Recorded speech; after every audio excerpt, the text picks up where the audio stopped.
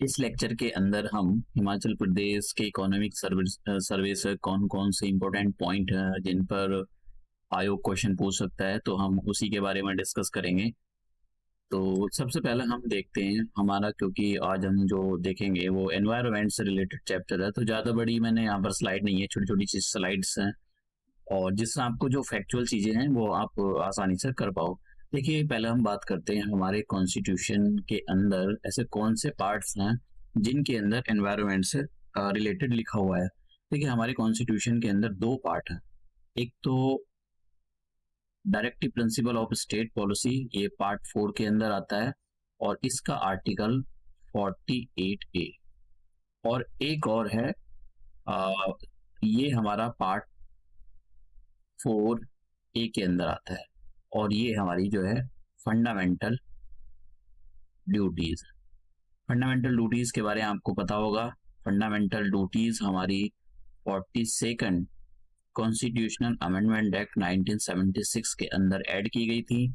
जब ये ऐड की गई थी तो वहां पर एक पार्ट डाला गया, पार्ट 4A, और इस पार्ट 4 के अंदर एक आर्टिकल डाला गया 51A। इस 51A के अंदर 10 फंडामेंटल ड्यूटी डाली गई थी और फिर उसके बाद में 86 कॉन्स्टिट्यूशनल अमेंडमेंट एक्ट हुआ 2002 के अंदर और इसके अंदर एक ड्यूटी और ऐड कर दी गई। तो टोटल अब कितनी होगी? टोटल ड्यूटी होगी हमारे पास 11। तो हमको इसके बारे में पता होना चाहिए टोटल ड्यूटी क्या है।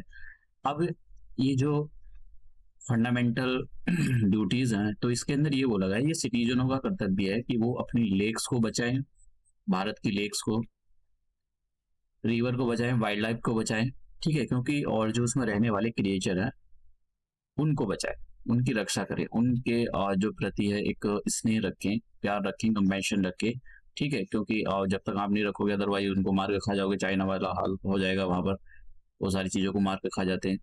तो आर्टिकल 51A के अंदर बोला गया ये फंडामेंटल ड्यूटीज है सिटीजन की। तो आर्टिकल 48 के अंदर जो directive principle of state policy है, इसमें स्टेट को बोला गया कि भैया स्टेट की जिम्मेदारी है, भारत मतलब भारत सरकार, स्टेट गवर्नमेंट, हर चीज की सरकार, उनकी जो जितनी भी चाहे वो लोकल लेवल की गवर्नमेंट हो, उन सब की जिम्मेदारी है कि वो जो है हमारे एनवायरनमेंट को प्रोटेक्ट करे, ठीक है, उसमें रहने वाले जो जीव जंतु हैं उनको प्रोटेक्ट करे, वाइल्ड लाइफ को प्रोटेक्ट करे।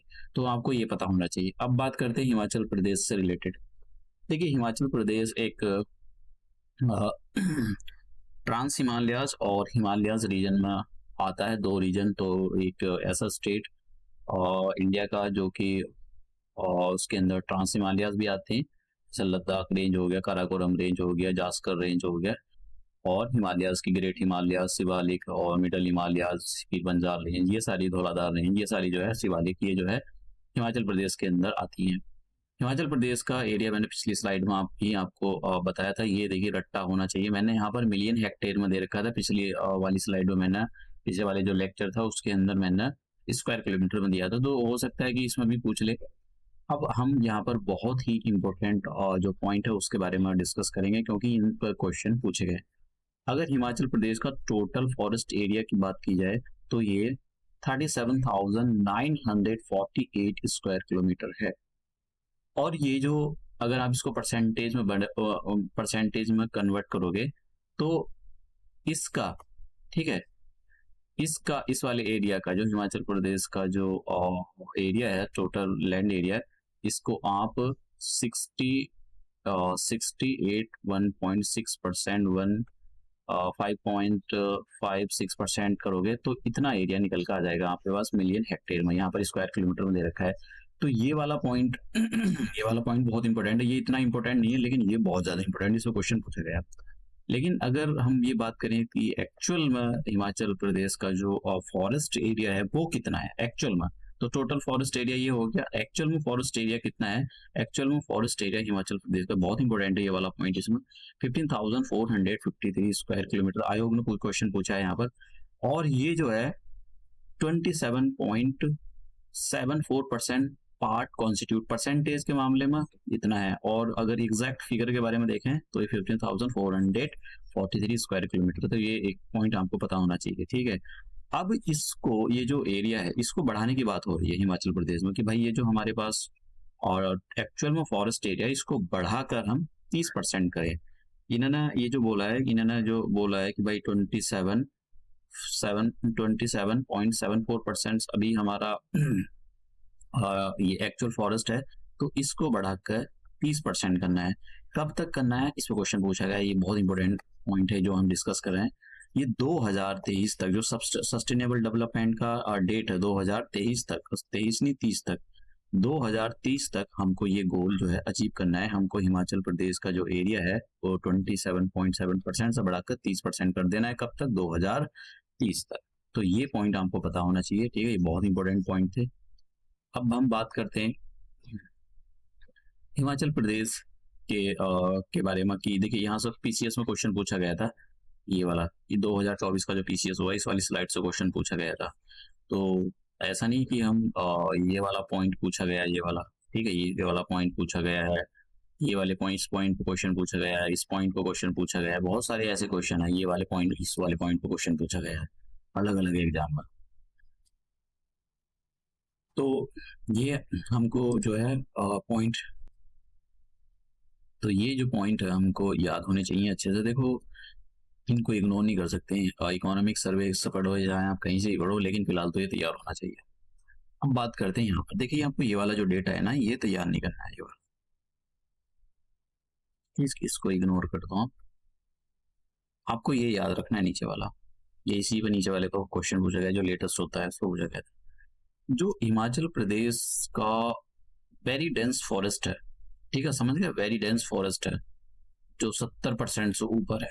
मतलब वेरी डेंस फॉरेस्ट जिसमें बहुत ज्यादा, जहाँ फॉरेस्ट है वो कितना है, अगर परसेंटेज के बारे में बात करें वो 70 और उससे ज्यादा परसेंटेज। ये है कितना एग्जैक्टली, अगर हम इसको स्क्वायर किलोमीटर में निकालो तो 3163 स्क्वायर किलोमीटर है। देखो एग्जाम में क्वेश्चन कैसा आया था, यहाँ पर दे रखा था एरिया, जैसे यहाँ पर स्क्वायर किलोमीटर में एरिया दे रखा था उसने, इस टाइप से स्क्वायर किलोमीटर में एरिया था, और इधर की साइड में जो है यहाँ पर उसमें परसेंटेज में वेरी डेंस फॉरेस्ट कितना है हमारे पास, 70%। तो यहाँ पर उसके ऑप्शन दे दिए थे भाई, क्या 7000 और 5180 इस टाइप के एरिया दे रखे थे उसने एग्जैक्टली। और यहाँ पर जो है 4 ऑप्शन दे रखे थे, फिर उसमें से कौन सा ठीक है, कौन सा ये मैच द फॉलोइंग करवा रहा था वो। तो इस टाइप के क्वेश्चन पूछे जाते हैं, इसलिए आपको पता होना चाहिए, क्योंकि आप इसको इग्नोर नहीं कर सकते हो। तो वेरी डेंस फॉरेस्ट, ऐसा फॉरेस्ट बोलेंगे जहाँ पर बहुत ज्यादा घना फॉरेस्ट होता है, ठीक है। तो वो कितना है, 3163 स्क्वायर किलोमीटर। और एक होता है मॉडरेट फॉरेस्ट। मॉडरेट फॉरेस्ट ऐसा है जिसमें 40 से 50% और 40 से 70% जो है फॉरेस्ट है, ठीक है, मतलब इतना डेंस फॉरेस्ट नहीं है। तो ये कितना है, 7100। उसके बाद में ओपन फॉरेस्ट बोलते हैं। ओपन फॉरेस्ट मतलब ऐसा जिसका 10% से लेकर और 40% तक जो है वहां पर फॉरेस्ट है। तो ये ये कितना है, ये है 5180। और टोटल फॉरेस्ट यहाँ पर दे रखा है ये, ठीक है। परसेंटेज के मामले में ये 27.7% है, और लेकिन उसको एग्जैक्टली फिगर ये, तो ये आपको ये पता होना चाहिए। इस टाइप से क्वेश्चन आयोग ने पूछा था, तो इन सारी फिगर के बारे में आपको बिल्कुल अच्छे से पता होना चाहिए। ये भी पूछ लिया था लास्ट वाला स्टेटमेंट, ये जो है ना, ये यहाँ पर जो लिखा हुआ है 32 classified as a shrub.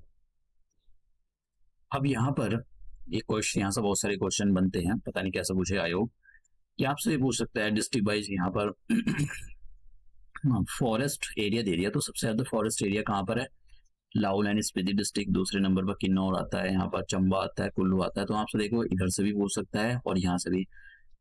Hamirpur में सबसे कम फॉरेस्ट एरिया है, सबसे ज्यादा उन्नाव के अंदर बिलासपुर। तो देखो ये आपको करके जाने पड़ेंगे, असेंडिंग ऑर्डर डिसेंडिंग ऑर्डर कैसे भी पूछ सकता है, इनको ये रट्टा मार के जाना। देखो हो सकता है कि आपसे पता नहीं कैसे पूछ ले वो।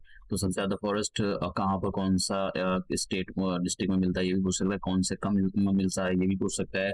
असेंडिंग डिसेंडिंग ऑर्डर करके पूछ ले, तो उसको तो एग्जाम मुश्किल बनाना इजी बनाना है वो उस पर डिपेंड करता है। यहाँ पर वैसे इन स्लाइड से क्वेश्चन तो आने नहीं चाहिए, तो जो स्लाइड में करूंगा, लेकिन फिर भी हो सकता है आयोग बाल की खाल में से क्वेश्चन निकाले, तो आपको इसके बारे में पता होना चाहिए। हम बात करेंगे जो लाइव स्टॉक सेंसस 2019 के, तो इसके अकॉर्डिंग हिमाचल प्रदेश के अंदर इंडिया का टोटल लाइव स्टॉक जितना भी है उसका 0.82% तो हिमाचल प्रदेश के अंदर ही है, ठीक है। ये बात कर रहे हैं हम ये जो लाइव स्टॉक सेंसस 2019 के बारे में बात कर रहे हैं। और इंडिया के अंदर जो जितना भी पोल्ट्री होता है उसका 0.16% तो हिमाचल प्रदेश के अंदर ही। तो ये इसके एक्चुअल डेटा वो आंकड़े हैं। अगर आपको कुछ इसके बारे में सेंसस कैटल्स के बारे में लिखना है तो यहाँ पर मेंस में कोट कर सकते हो आप। उसके बाद में स्टेट की रैंक, अगर हम कैटल की बात करें तो कैटल के मामले में हिमाचल प्रदेश 20वें नंबर पर आता है इंडिया के अंदर, इंडिया के स्टेट के मामले में। और पोल्ट्री पॉपुलेशन के मामले में आता है कि 27वें नंबर पर इंडिया के स्टेट में, 27वें नंबर में यहाँ पर सबसे ज्यादा पोल्ट्री है। टोटल लाइव स्टॉक की अगर हम बात करें, यहाँ पर टोटल लाइव स्टॉक है कितना हिमाचल प्रदेश के अंदर, तो वो है 44.3 लाख। और टोटल पोल्ट्री कितना है, 13.42 लाख। ठीक है, तो ये इतना पोल्ट्री है और इतना हमारे पास ये लाइव स्टॉक है। अब लाइव स्टॉक में सबसे पहला हमारे सबसे ज्यादा कैटल सबसे ज्यादा डोमिनेट करता है। कैटल सबसे ज्यादा है, तो आपको ये पता होना चाहिए। कैटल के बाद पॉपुलेशन है कि गॉड्स की, इनके बारे में थोड़ा कम ही पता हो तो ठीक ही है, लेकिन आपको करके जाना पड़ेगा भैया, क्योंकि कह नहीं सकते। मिल्क प्रोडक्शन के बारे में बात करते हैं, हिमाचल प्रदेश में 2023-24 का जो मिल्क प्रोडक्शन का एस्टिमेटेड है वो कितना है, 16.54 लाख टन। ये इतना हिमाचल प्रदेश का जो है इतना मिल्क प्रोडक्शन मतलब होता है।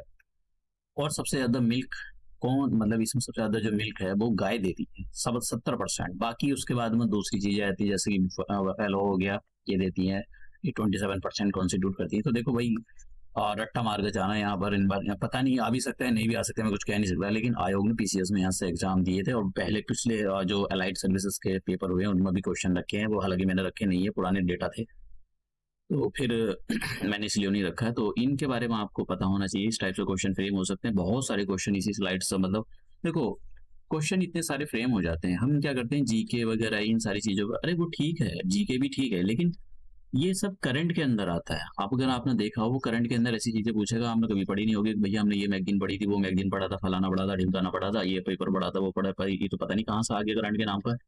तो वो इकोनॉमिक सर्वे, देखो इकोनॉमिक सर्वे हिमाचल प्रदेश में बहुत अच्छे से फॉलो किया जाता है। कोई सा भी एग्जाम ले लो, वो उसको अच्छे से, मतलब उसमें से निकालते, चाहे पीसीएस हो, अगर आपने उसको इकोनॉमिक सर्वे को अच्छे से पढ़ते हुए आ रहे हो तो आपको पता लग जाएगा कि उसमें से, और आप पेपर को देख रहे हो चाहे पीसीएस के ही क्यों ना हो, तो हिमाचल प्रदेश जो वहाँ के जो पीसीएस हैं वो इसमें से मतलब जो पब्लिक सर्विस कमीशन है वो वहाँ से क्वेश्चन फ्रेम करता है, तो इसको इग्नोर नहीं कर सकते, ये आपको पढ़ कर जाना पड़ेगा।